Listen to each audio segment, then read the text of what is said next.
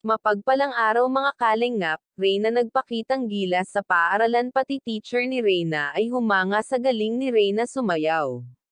Mga kalingap makikita sa mukha ni Reyna na masayang masaya ito habang nakikipag-usap sa kanyang mga classmate. Madaldal na si Reyna hindi na si Reyna nahihiya makipag-usap sa mga classmates niya, mga kalingap grupo na ni Reyna ang sasayaw at nagpakitang gilas ito sa mga manunood, napakagaling sumayaw ni Reyna, pati nanunood ay napahanga sa sayaw ni Reyna, tuwang-tuwa si Roda sa performance ni Reyna dahil nakakasabay ito bawat step ng sayaw, at narito ang video clip sa sayaw ni Reyna sa Linggo ng Wika.